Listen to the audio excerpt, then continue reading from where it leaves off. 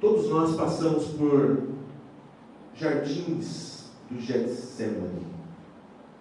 Se você tem acompanhado a palavra de Deus aqui conosco, se você tem vindo constantemente, você tem feito uma caminhada bíblica na vida de Jesus. E talvez, se você já parou para pensar, provavelmente o seu coração já começa a ficar um pouco mais apertado, porque você está vendo que está chegando aquele momento em que o homem de dores toma sobre si toda a dor. Um momento difícil para nós que vamos acompanhando passo a passo, mas um momento que nos trouxe a vitória. É muito interessante quando nós começamos a vir, quando nós caminhamos e vamos acompanhando, e nós vamos vendo como Cristo nos amou vindo ao mundo, como Ele nos amou não pecando, como Ele nos amou ensinando todas as coisas que Ele ensinou, como Ele nos amou quando chegou o momento e Ele não fraquejou. Hoje nós vamos ver o Getsemane, Jardim do Getsemane. Mas é importante lembrarmos, queridos, que todos nós passamos pelos Getsemanes. Todos nós temos nossos Getsemanes. Hora ou outra precisamos parar e dizer a Deus: Deus, se possível, afasta de mim esse cálice. São situações difíceis, são crises, são momentos de enfermidade. É quando um laudo médico que você não gostaria de pegar acaba vindo à sua mão ou de alguém da sua família. É saber que alguém que você ama talvez vai embora. Essas coisas nos trazem muitas vezes uma angústia no coração. E quantas vezes, por questões financeiras, porque o negócio está quebrando, porque você não tem dinheiro para pagar na segunda-feira e não sabe o que fazer, e todas aquelas situações caem como um jardim do Getsemane na sua vida, e você não sabe o que dizer, então você olha para Deus e você diz: Senhor, se possível, afasta de mim esse cálice. Sabe, quando nós saímos pelas ruas com medo, por causa de uma violência desenfreada que nós temos, e nós sempre pedimos: Senhor, nos guarda, afasta de mim esse cálice.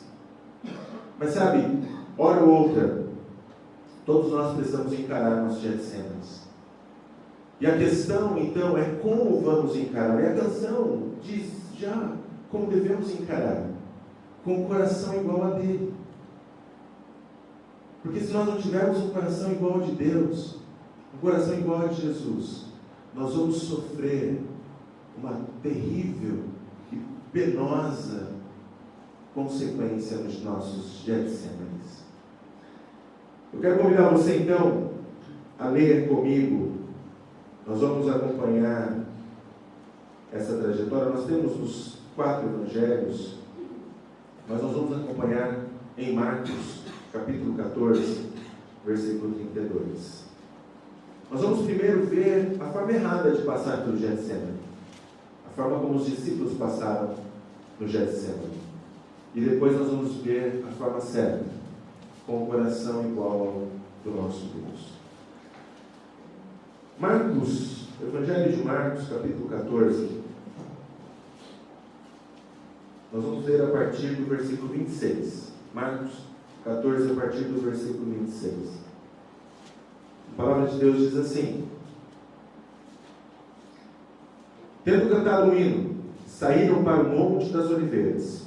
Então lhes disse: Todos vós vos escandalizareis, porque está escrito: Ferirei o pastor e as ovelhas ficarão dispersas. Mas depois da minha ressurreição irei adiante de vós para a Galiléia. Disse-lhe Pedro: Ainda que todos se escandalizem, eu jamais. Respondeu-lhe Jesus: Em verdade te digo que hoje, nesta noite, antes que 2 vezes cante o galo, tu me negarás 3 vezes. Mas ele insistia com maior veemência: Ainda que me seja necessário morrer contigo, de nenhum modo te negarei. Assim disseram todos. Versículo 32. Então foram a um lugar chamado Getsemane. Ali chegados, Disse Jesus aos seus discípulos: assentai-vos aqui, enquanto eu vou orar. E levando consigo Pedro, Tiago e João, começou a sentir-se tomado de pavor e de angústia. E lhes disse: a minha alma está profundamente triste até a morte. Ficai aqui e vigiai. E adiantando-se um pouco, prostrou-se em terra e orava para que, se possível, lhe fosse poupada aquela hora. E dizia: Abba, Pai, tudo te é possível, passa de mim esse cálice. Contudo, não seja o que eu quero, e sim o que tu queres. Voltando, achou-os dormindo e disse a Pedro: Simão, tu dormes? Não pudestes vigiar nem uma hora? Vigiai e orai, para que não entreis em tentação. O espírito, na verdade, está pronto, mas a carne é fraca.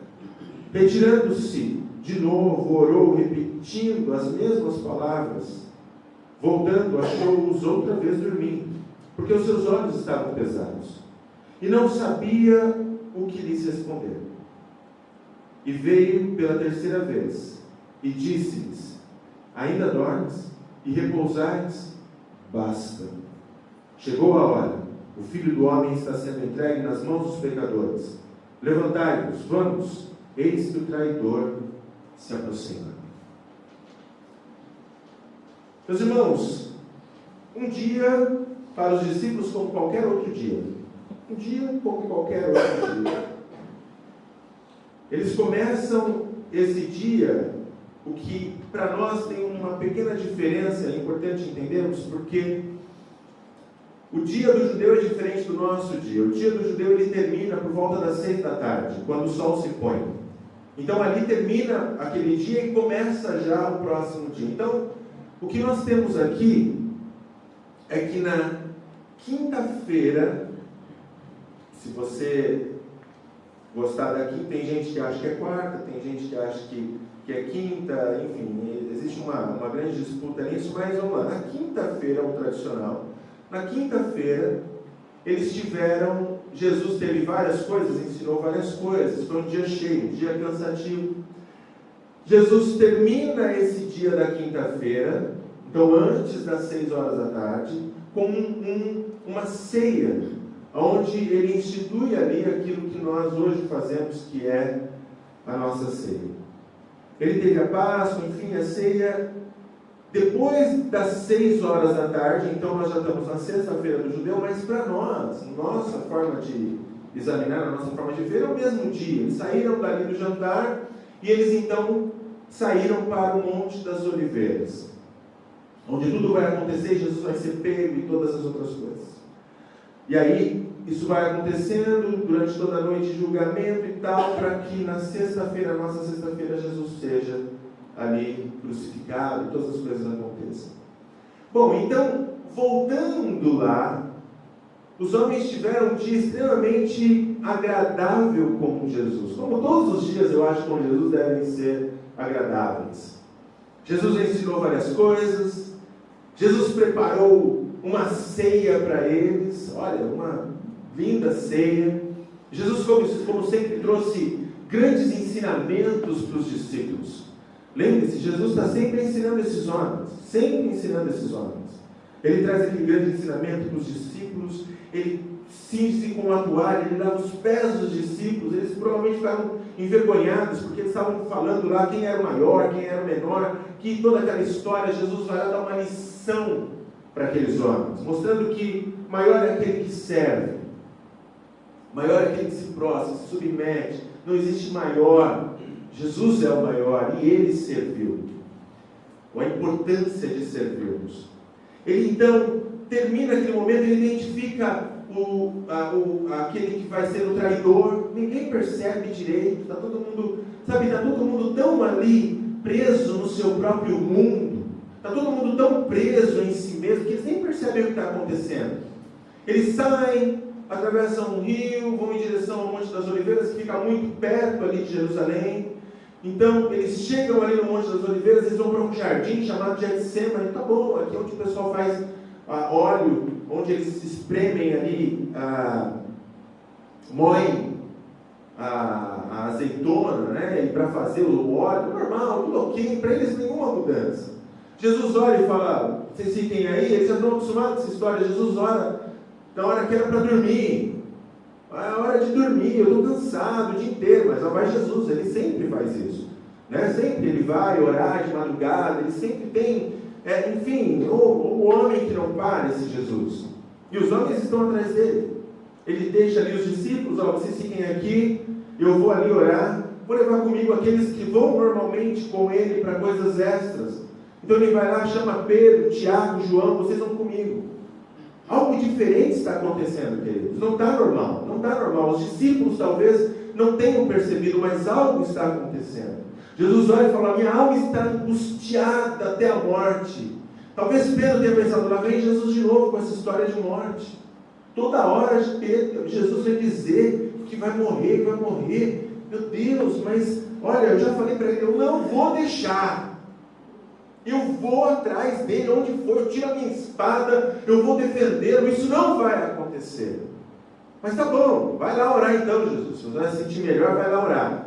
Eles ficam ali onde eles estão, e de repente, por 1 hora, 30 metros mais ou menos é a distância que Jesus saiu dos discípulos, o tiro de uma pedra, 30 metros aproximadamente. Jesus está ali, eles olham Jesus, talvez de longe, está escuro, eu não consigo ver Jesus direito. Eu não sei se é uma noite com uma lua grande, cheia, para que eu possa vê-lo. Eles estão no jardim, talvez eles não consigam ver Jesus, mas ele está ali perto, está bem pertinho. Está até caído no chão. Parece, olha, a oração hoje está forte, porque assim, Jesus está com o rosto em pó, clamando. E os homens dormem. Por que os homens dormiram nesse momento? Um momento tão importante para Jesus. E olha, não durmam, hein, gente? Eu estou aqui olhando para todos vocês. Se dormir aqui, hoje eu vou acordar, hein? A mensagem não pode dormir aqui hoje. Qualquer dia, hoje não. De vez em quando a gente não aguenta, né? Talvez foi o que aconteceu com os discípulos. Eu me lembro de uma aula de psicologia, não era psicologia, era filosofia da religião. Ai, Senhor. Um excelente professor com conteúdo sensacional. Eu nem posso falar nada porque o Matias está gravando aqui, então ele... Só vou parar no excelente, excelente. Mas filosofia não é meu forte. E aquele homem falava, e os meus olhos começaram a se fechar, e a aula foi ficando gostosa, e na verdade eu estava dormindo. Despertei, terminei de assistir a aula em pé. Você ainda tem aquela boa forma de escapar, né? Quando você dorme, por exemplo, no trabalho, ou algo assim, não é para dormir, você dorme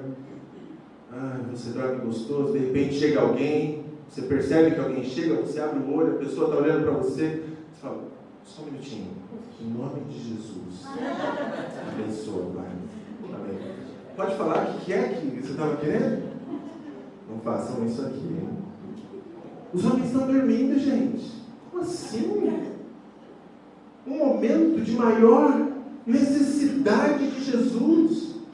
Eles tinham acabado, no versículo 31, eles tinham acabado de dizer, Senhor, nós vamos com o Senhor até a morte. Todos repetiram no final, todos falaram no final que iam.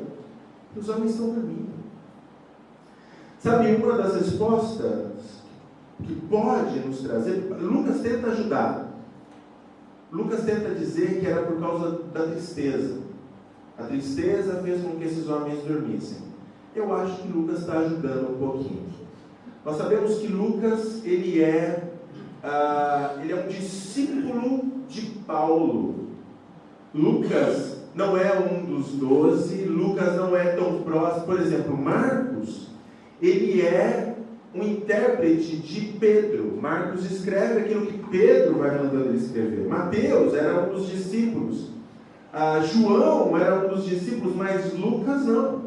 Lucas ele era discípulo de Paulo e provavelmente Lucas colocou ali, por ele ser médico, ele vai lá e coloca, olha, eles deviam estar muito tristes, foi por isso que eles dormiram.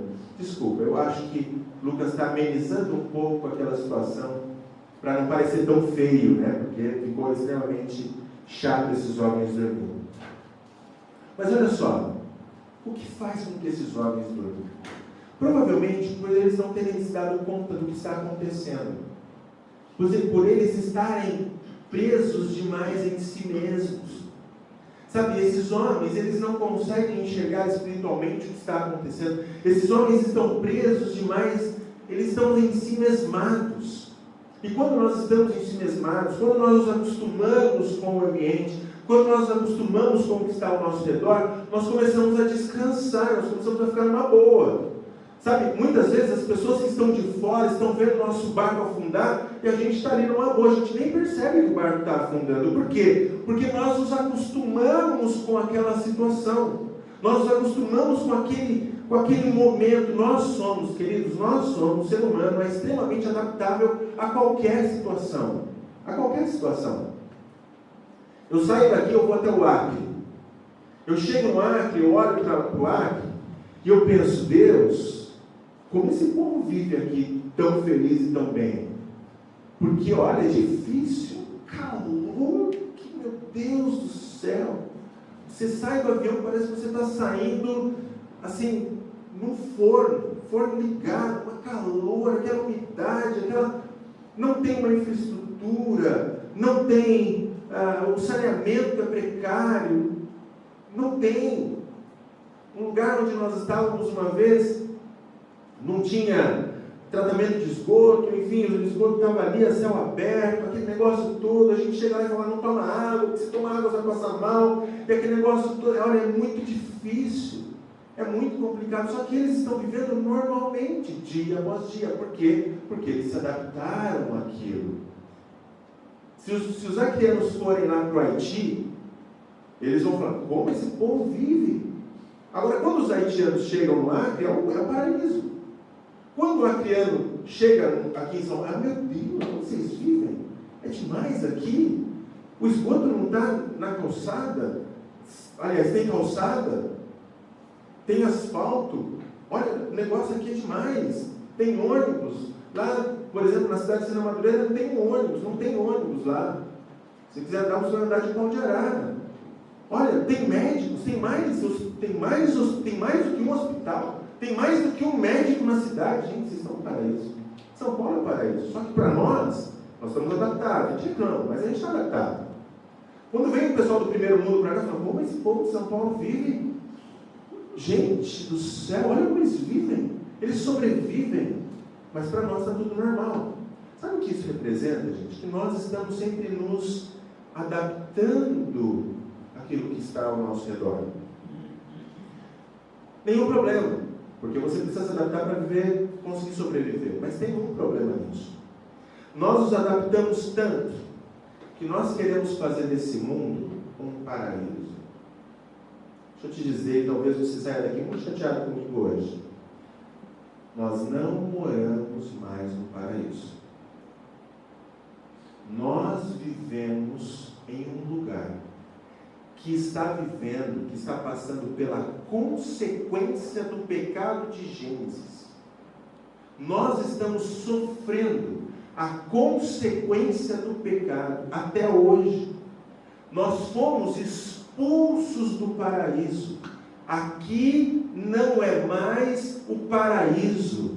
Nós não estamos no paraíso. Você tem conflitos em casa? Pois é, nós não estamos mais no paraíso. As coisas entre o homem e a mulher não são uma tarefa tão fácil, por isso que temos os cursos de casais e tudo mais. Pois é, queridos, porque nós não estamos mais no paraíso. As pessoas ficam doentes, a doença bate, a enfermidade bate à sua porta. Pois é, nós não estamos mais no paraíso. O mosquito da dengue está por aí passando dengue para todo mundo. Pois é, nós não estamos mais no paraíso. O vulcão estoura, o tsunami acontece, terremotos, frio demais, calor demais, seca, não tem água. Pois é, nós não estamos mais no paraíso. Só que muitas vezes nós estamos tão adaptados a esse mundo, nós estamos tão conformados, nós estamos tão tranquilos que nós queremos que vire um paraíso. E não vai virar nunca, não vai virar nunca. Aqueles homens, os discípulos, eles estavam provavelmente pensando demais de si mesmos. Eles não estavam entendendo que Jesus estava para passar para eles, era aquele momento, eu jantei bastante, a comida foi boa, Jesus vai orar de novo, ele sempre ora, quer saber, eu vou dormir, porque olha, as coisas daqui a pouco vão ficar boas, Jesus é o rei, daqui a pouco ele vai parar com essa história, e ele vai levantar, e ele vai tirar a sua espada, ou ele vai mandar os anjos virem, e vai acabar com os romanos, e a gente vai ter liberdade, vamos voltar a reinar, e é isso que nós esperamos, e é isso que, se Deus quiser, vai acontecer. Não vai. Porque eles não se deram conta, eles estavam presos demais em si mesmos. Queridos, Getsemane já é difícil. Mas se você entrar no Getsemane, achando que ele tem que se tornar o jardim do paraíso, você vai sofrer um tombo tão feio. Você vai ficar tão frustrado. Porque a frustração, ela vem de uma expectativa. E se você tem expectativa que alguma coisa seja como o paraíso, você vai sofrer uma frustração enorme. O jardim que era o paraíso era o outro. Esse jardim, ele está dentro de um mundo caído cujo mundo jaz no maligno. É isso que nós estamos vivendo. E nós não podemos entrar nesse jardim cheios de nós mesmos. Porque cheios de nós mesmos, nós vamos sofrer demais. Vamos sofrer demais, além de dormirmos enquanto deveríamos vigiar, para não cairmos em tentação. Orar e vigiar. Isso não é uma coisa nova para esses discípulos. Jesus já tinha ensinado eles lá atrás. Nós vemos em João 8, para não cair em tentação. O Pai Nosso ensina isso.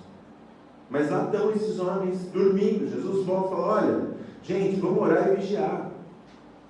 Para não cair em tentação. Quais são as fontes da tentação? A concupiscência dos olhos, a concupiscência da carne, a soberba da vida, quer dizer, o desejo ardente dos olhos, o desejo ardente da carne, a soberba da vida, estar demais em si mesmo. Essas coisas nos fazem entrar em tentação. E quando nós entramos no jardim, tomados de tudo isso, nós sofremos as consequências do jardim. A primeira coisa que nós devemos então nos lembrar é: não entre no jardim em si mesmado, não entre no jardim achando mais de si mesmo, não entre no jardim alienado, achando que você está no paraíso, porque esse não é o Éden, esse não é o paraíso. Segundo, se for entrar no jardim, ou já vigie, porque eu tive um professor de teologia que ele dizia o seguinte: olha, tribulação é assim, ou você está no meio da tribulação, ou você está saindo de uma tribulação, ou você está entrando em uma, mas sempre tem uma tribulação por perto. Por que isso? Porque no mundo teremos aflições. Sabe, irmãos, seria muito fácil eu chegar aqui para vocês e trazer um evangelho determinista, que vai dizer para que vai acontecer, que você pode, mas eu estaria trazendo uma grande mentira para vocês. Preparar um soldado é trazer a realidade. Olha, fica tranquilo, vai para a guerra, fique em paz. As balas são de borracha. Fica tranquilo. Os inimigos, não são inimigos de verdade. A gente está brincando, já brincou de peito igual, é mais ou menos aquilo. Não se preocupa. Aí o cara chega, toma um tiro, é assim que acontece? Se treinar o soldado lá assim, o que vai acontecer? Morre todo mundo. Não é assim. Você tem que mostrar o que é que vai acontecer, e nós somos soldados. O nosso general espera que nós sejamos prontos e fortes para essa batalha. E a batalha é árdua, a batalha é difícil. Vocês viram que o Javi passou aqui. A situação não é fácil. Nós somos encarregados de levar o Evangelho a todas as criaturas. Só que eu não posso chegar aqui e plantar um mar de rosa para vocês, para que vocês não estejam preparados. Nós devemos estar preparados. Nós devemos estar preparados. Não estejam ensimesmados. Não estejam dormindo. Vigiai e orai para que não entreis em tentação. Esses homens então passam por tudo aquilo. De repente, são acordados 3 vezes. Jesus chega, e quando Jesus chega e fala: olha, acabou, basta. Vocês dormiram demais. Acabou, gente. Chega de oração. Chega de tudo. Levanta, porque os homens estão chegando. Não são meia dúzia de homens que estão vindo. Não são meia dúzia de homens. Provavelmente tinha um regimento romano de 300 a 400 homens vindo com Judas. Por que tanta gente? Porque eles imaginavam que Jesus ele estava arrebanhando uma multidão para se rebelar contra Roma. Eles não estão achando, gente, que eles estão indo pegar o cordeiro. Eles estão achando que eles estão indo pegar um rebelde. Eles estão achando que estão indo pegar alguém que está querendo dar o golpe. Então estão vindo com soldados, com espadas, porretes, tocha na mão. Os soldados do templo estão vindo junto. E a multidão está vindo atrás, porque a multidão gosta de ver um desastre, né? Gosta de ver um problema. Você tem um acidente, todo mundo para, porque quer ver o que está acontecendo e tal. A multidão gosta de ficar ali vendo o problema. Está vindo aquela multidão. Quer dizer, o Monte de Oliveira está vindo uma onda de tochas subindo. Talvez agora os discípulos caíram na real.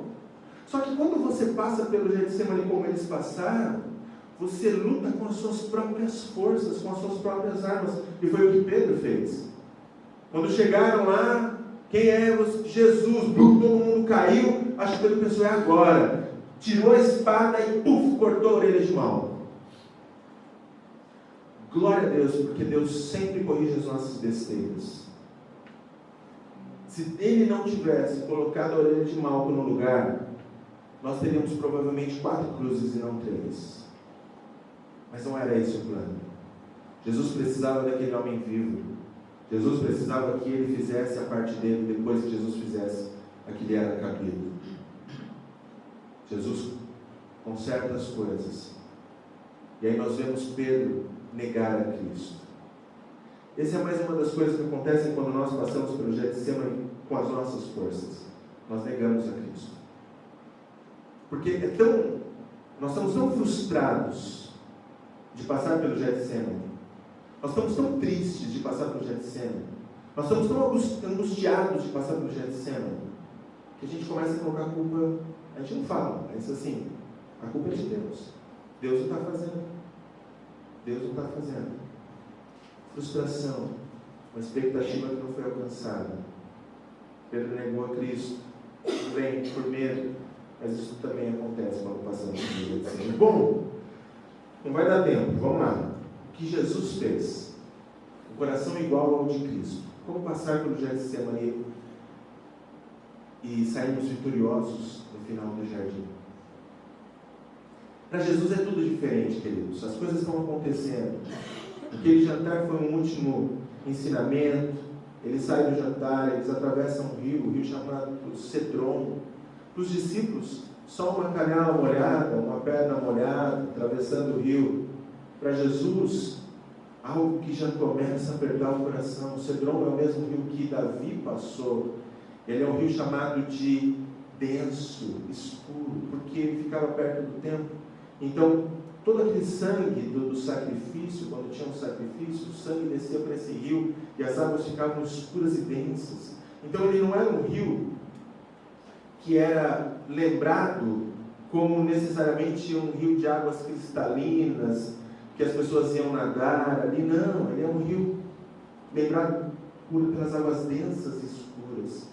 Algo difícil, algo complicado para Jesus. Ele entra no Monte das Oliveiras, ele vai até Getsemane. Para alguns uma prensa de oliva, mas para Jesus não. Getsemane significa um moedor de olivas. Algo que traz, talvez, ao coração de Jesus, Isaías 53, que ele conhecia de cor e salteado. Agradou o Senhor moê-lo. Ele foi moído pelas nossas iniquidades. O cálice, tão difícil de tomar, está lá dentro. Ele sabe disso. Onde ele vai se prostrar diante de Deus, ele toma esse cálice. Não toma, mas ele toma em suas mãos. Ele vai terminar de beber esse cálice na cruz. Mas ali ele já toma aquela situação tão difícil que ele sabia que ia ter que passar. Mas o coração dele está tão apertado, ele deixa os homens ali.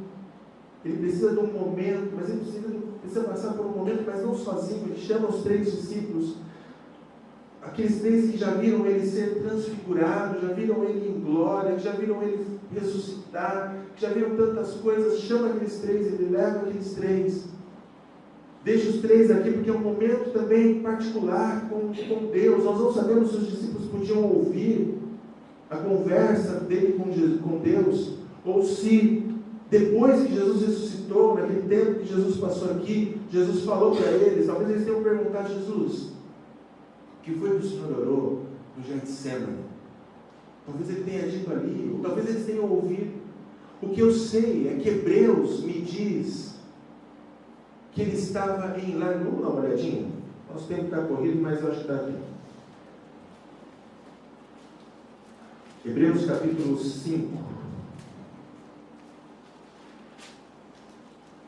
versículo 7 diz assim: Ele, Jesus, nos dias da sua carne, tendo oferecido com forte clamor e lágrimas, orações e súplicas, a quem o podia livrar da morte. Gente, é o Getsemane. E tendo sido ouvido por causa da sua piedade. Jesus está em lágrimas, súplicas, oração. Nós vemos nos evangelhos que Jesus está com o rosto na terra. Ele está ali, caído na terra, clamando e orando. Por quê? Tanta tristeza, essa agonia, que a ponto de ele achar que pode morrer com tanta tristeza. Por que tanta tristeza? Será que é porque Judas o traiu? Será que é porque os discípulos estão ali alienados com tudo o que está acontecendo?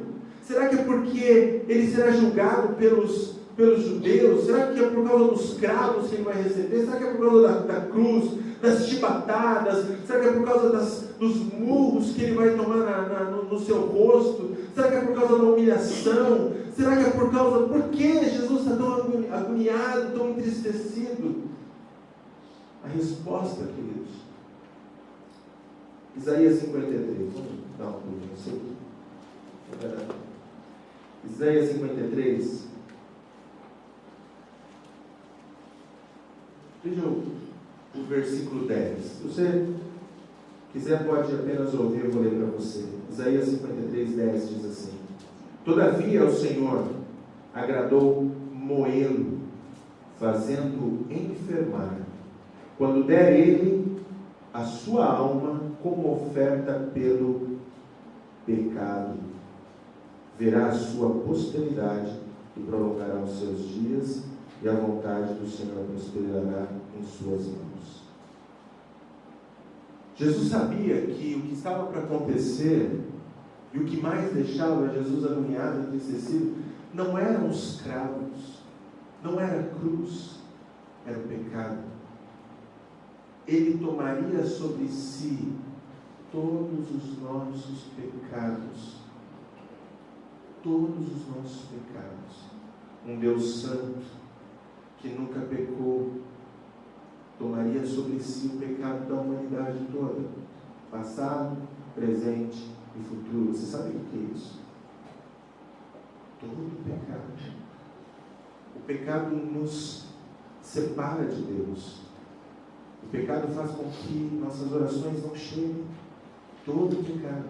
Jesus seria separado do Pai. Para uma alma santa, não existe dor maior do que essa. Jesus ali, Ele é Deus. Nós não podemos esquecer que existe aquilo que nós chamamos de união hipostática. Ele é 100% Deus, mas Ele é 100% homem. E Ele decide passar por tudo isso como homem. Ele olha para Deus e diz: Senhor, tudo te é possível. Tudo te é possível. Até me tirar daqui. Até nós não passarmos por esse momento. O pai separado do filho, isso nunca aconteceu em toda a eternidade. Em toda a eternidade isso nunca aconteceu. Nunca. Tudo te é possível. Se possível, afasta de mim esse cálice. mas em tudo seja feita a sua vontade. Passarmos como Jesus, queridos, é entendermos que Deus sempre tem um propósito para os nossos Getsêmanes. Não foi Ele que escolheu assim. Fomos nós que escolhemos quando pecamos. Deus não está olhando e falando, eu quero te ver sofrer. Isso é consequência dos nossos pecados. Então você pensa, mas se eu estivesse lá lá no Éden, eu não teria pecado. Eu teria sim. Qualquer um de nós teria pecado. Estamos sofrendo a consequência do pecado hoje.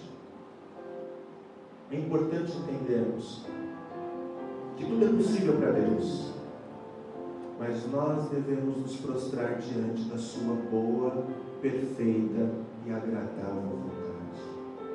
Ainda que aos nossos olhos pareça uma loucura isso, uma loucura. Deus tem uma boa, perfeita e agradável vontade para a sua vida. Passar pelo Getsêmani com o coração igual ao dele é sobreviver ao Getsêmani. Sabe, Deus poderia mudar aquilo, se Ele quisesse. Ele poderia dizer, basta. Satanás venceria. O céu estaria vazio, o inferno estaria cheio, nós estaríamos lá, no inferno. A Bíblia seria uma mentira. As promessas seriam vagas e não nos levariam para lugar nenhum. E tudo aquilo que nós temos de esperança hoje teria acabado no Getsêmani. O Getsêmani mostra o amor de Deus por nós. Porque Jesus disse, seja feita a tua vontade. A expectativa de Jesus estava na vontade de Deus e não no meio. Passar pelo Getsêmani, queridos, deve nos trazer a expectativa da vontade de Deus. Senhor, olha, não sei porquê, minha alma está angustiada até a morte. Não entendo porquê, mas eu coloco a minha expectativa no Senhor, na sua vontade. Acredite.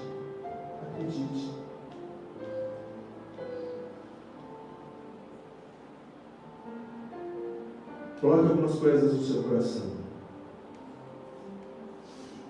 Jesus tomou o cálice para nos trazer a salvação, uma expressão de amor por nós. Sim, nós também podemos ter uma expressão de amor por Ele. O cálice que Ele tomou, Ele foi até a cruz. O cálice levou Ele até a cruz, onde nós recebemos a salvação. Quando nós tomamos o cálice, nós também vamos até a cruz, mas não até a cruz de Cristo. Nós vamos até a nossa cruz, onde nós morremos para nós mesmos, para sermos mais e mais parecidos com Cristo. Não se iluda, como eu disse antes, nós não estamos mais no paraíso. O mundo tem muita coisa boa, gente. Tem. Ainda nos alegramos muito com muitas coisas. Viva tudo isso. Deus tem nos dado todas as boas oportunidades, todas elas. Deus é muito gracioso. Ainda estando aqui nesse mundo caído, Deus nos dá a bênção e a graça de podermos ser felizes, de podermos ter alegria no nosso coração. Podemos ver os filhos, podemos ver uma criança, podemos ver a natureza, podemos ter uns aos outros irmãos. Deus é maravilhoso. Mas não se iluda. Nós não estamos mais no jardim do Éden. Algumas vezes a resposta de Deus é não. Essa foi a resposta de Deus para Jesus. Ele teve a resposta, nós vimos lá em Hebreus 5. A resposta de Deus pode ser não. Não seja como uma criança mimada. Eu quero. Se Deus disse não, fala eu quero. Porque bater, e abrir-se-vos-á, pedir. Enfim, nós temos que fazer isso, nós temos que orar. Mas entenda, algumas vezes a resposta é não. Não faça disso algo como se Deus estivesse virando as costas para você, porque Ele não está. Ele está respondendo. A resposta algumas vezes é não. Por mais que a gente sempre queira uma resposta sim.